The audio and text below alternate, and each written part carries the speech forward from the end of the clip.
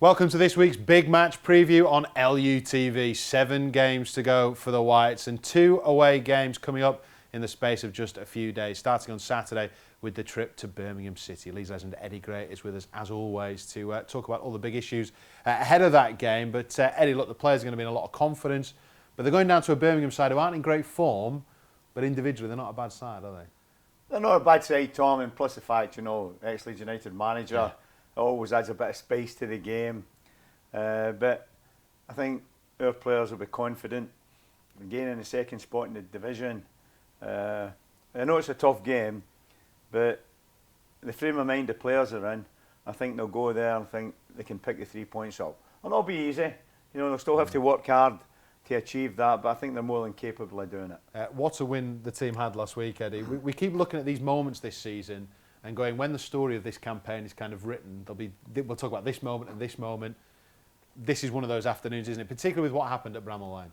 Yeah, I mean, like when we played Sheffield United, we were the better team.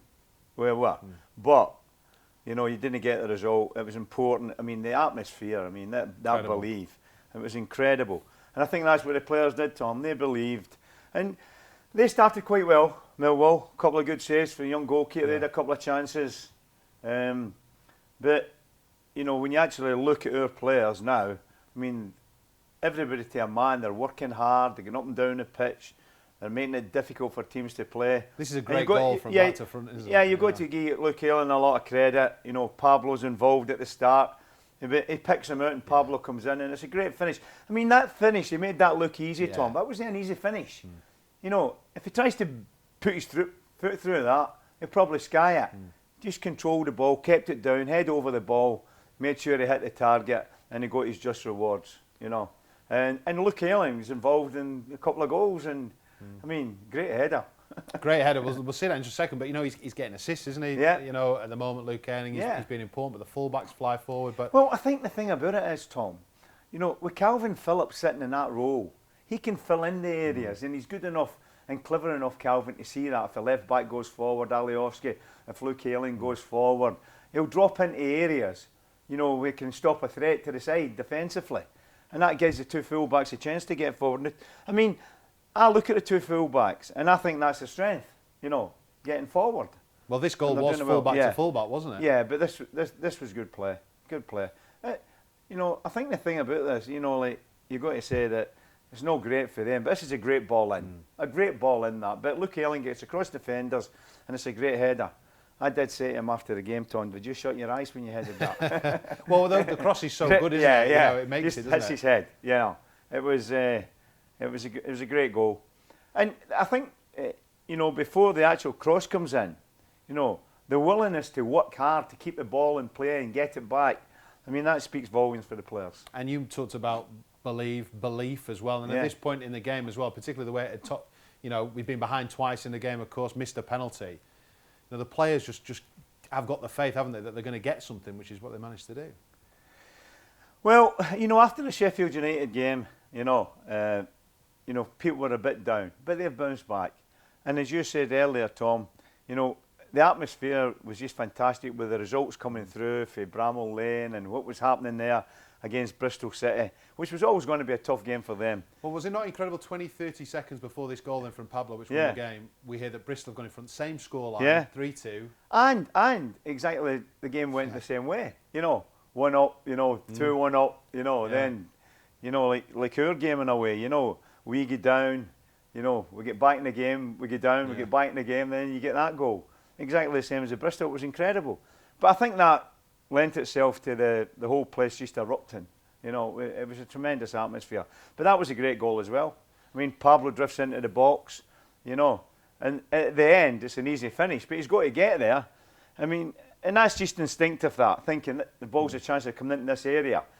Pablo could quite easier. You see it from this angle. Yeah, but Pablo could quite easier just have sat there and think, there's got enough bodies in the box, I'll just sit here in case the ball's knocked to the edge of the box. No, but he can sense there's something going to happen and he gets in there and he gets his reward and sticks it in the back of the net. How much of an inspiration has Pablo Hernandez been? I've seen a lot of comparisons over recent weeks, Eddie, talking about Gordon Strachan, kind of looking at it in that kind of mold, but he is there's a lot of players who are playing well. We know that you're not where you are in the league if only one or two players are doing it. But Pablo is an inspiration, Eddie. How it's an important inspiration to the rest of the players because he's played at a high level. Yeah. He knows the game, and it's been said many times.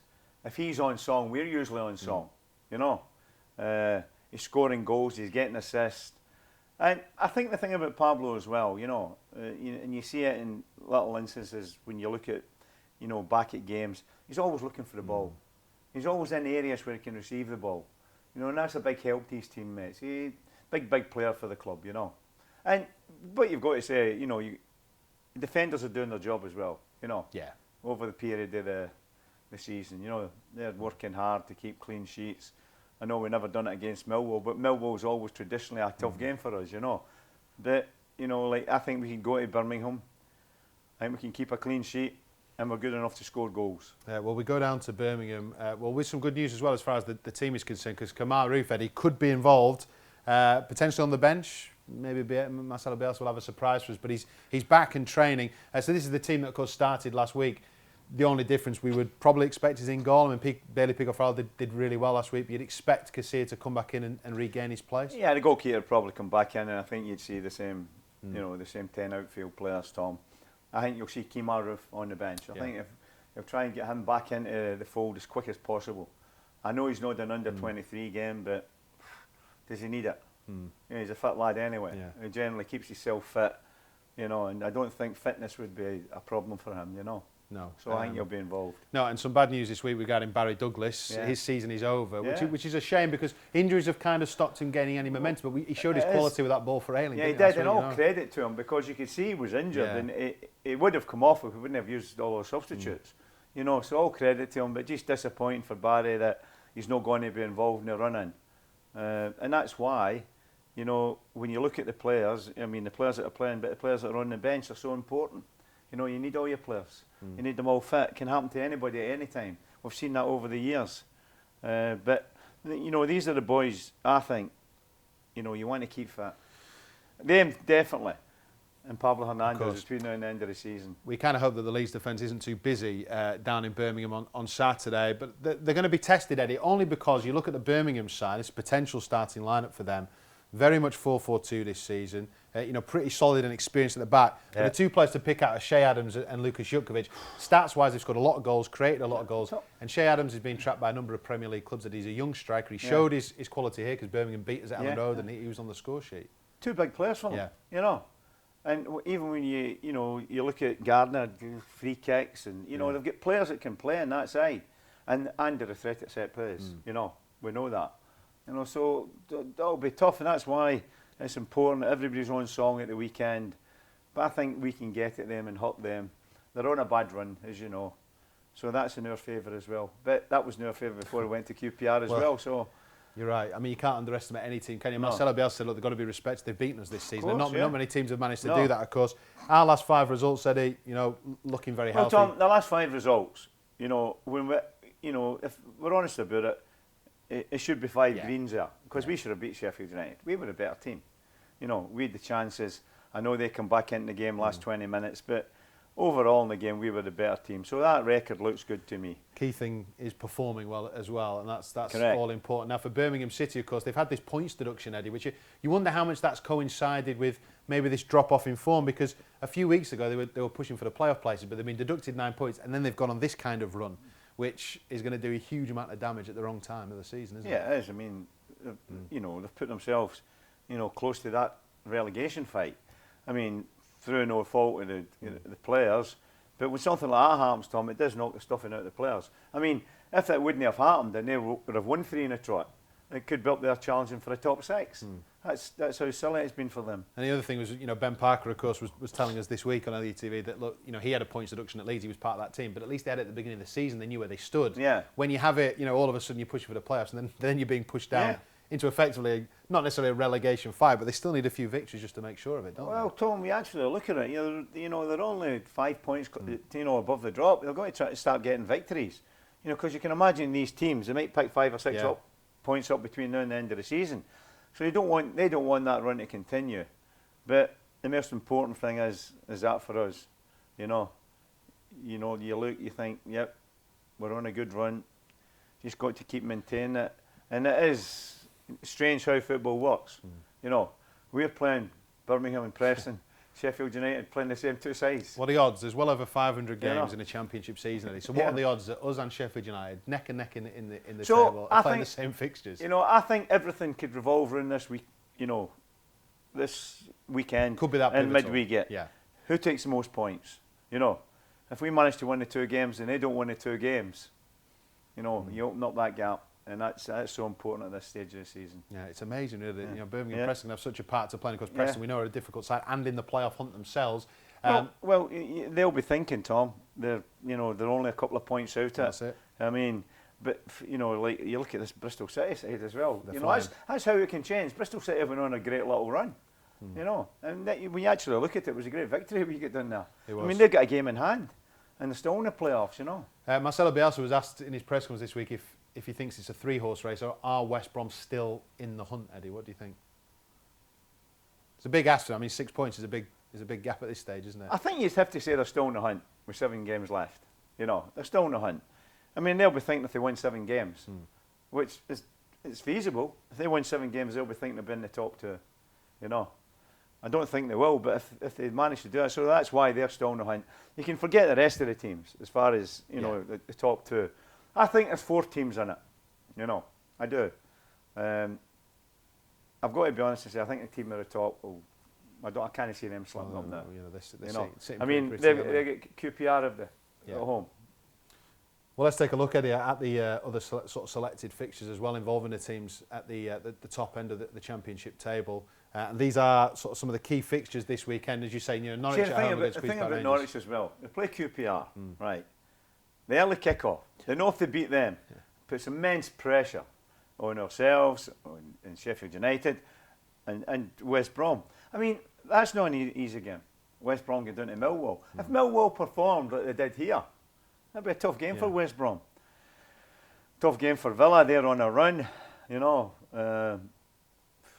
Even Derby County going to Brentford. That's never easy, is it? We've got that fixture to come, of course. But Sheffield United against Preston, that's a tough one, isn't it? And I wonder, Eddie, how damaging Sheffield United's defeat was last week, because both Sheffield, I know Bristol have been on a good run, but both ourselves and Sheffield United would have expected to win their home matches. The thing about the Sheffield United game, Tom, you know, we're up in the gantry watching our game. It comes through very early. Sheffield United go 1-up, you know, against Bristol. You think game finished, you know, and we go down, you know, that'll be a big blow to them. And then they go up again, you know, and Bristol come back in again. Well, they've not been conceding goals, and then they suddenly concede 3. You know, and that's when the pressure begins to tell. I mean, this game here, the Preston game, it could go either way. I can't see there being a lot of goals in that game. Preston don't score a lot of goals. You know, and Sheffield United are normally very reliable and tight at the back. I mean, that could be the odd goal that. It wouldn't surprise me if Preston won it, but by the same token, a draw or Sheffield United wouldn't surprise me either. No, all eyes, of course, on the other fixtures, but primary focus, of course, on what's going to happen down at Birmingham City, where, as we say, Leeds are taking on a team that are out of form, but of course led by former Leeds United manager and the coaching team down there. Birmingham 11-4, they're nearly 3-1. They draw 9-4. Leeds favourites at 21-20. Both teams are scoring, a Leeds win at 17-5. Hernandez scored any time, just short of 2-1 there for the man in red hot form. But can you see anything other than a Leeds win, Eddie? No, I think we'll win the game. I think the best 2 bets are the bottom 2. Yeah. You know, if you're having the bet. Pablo at any time, he's on good goal scoring form. You know, both teams to score, us to win 17-5. You're talking about 3-1. Yeah. I think that's the best bet, Tom. Yeah, it looks good. Just finally, Eddie, before we let you go, the voting is open for the Player of the Year awards. So the Young Player of the Year, the Goal of the Season, and the Player of the Year. Next few weeks in the Big Match Preview, I'm going to ask for your selections on who you'd pick. We'll start with the big award, the main award, Player of the Year. Yeah. I think, judging by some of the reaction on social media, Pablo Hernandez is one of the favourites. When the team have had such a successful season, it's difficult really to single out one player, isn't it? But who would you go for? Who's been the Player of the Season for you? Well, I think there's been a few players that you could look at over the period. Obviously, Pablo, Pontichance, and you know, Liam Cooper's been outstanding, terrific. You know, there's been players that have, you know, and Kemar Ruff had a great start, and Kemar's been unlucky. Calvin Phillips has been Calvin Phillips injuries. Does he still come under the category of young player? I think he's still sneaking in there, but at the moment, he's definitely up for the main award. Yeah. But if he doesn't get the main award and he can still get the young player, I think he would run away with that. But like for me, it's if he keeps playing, in the same way, it's hard to look beyond Pablo Hernandez. But the only thing is, if we play the last few games and we win them, 1-0 in every game, then you've got to look at the centre backs. The problem with voting before the season finishes, Well, but that's the way it's got to be. problem. That's the way it's got to be done, isn't it? Anyway, the voting is open as well. You can head to the website leedsunited.com to cast your vote for the end of season awards. Leeds United against Birmingham City on LUTV this weekend. The build-up here live from Ellen Road in the studio with myself and Tony Dorigo. Eddie and Michael Weddett will be down at St Andews to bring you full match commentary. You can watch this game in selected territories as well. For details of that, again, go to the website leedsunited.com. Eddie, thank you very much. Thanks very much for joining us for the big match preview, and as always, thanks to you for watching.